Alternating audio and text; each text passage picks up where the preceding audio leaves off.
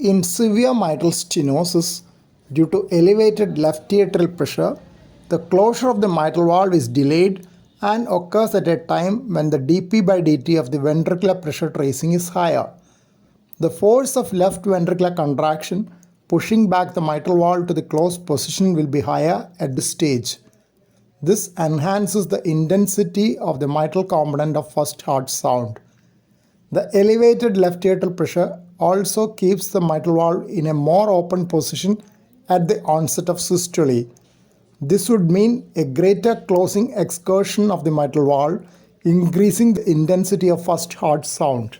Resonance of stiff, non-compliant mitral leaflets and chordae tendineae with increased amplitude may also contribute to the increased intensity of first heart sound in mitral stenosis.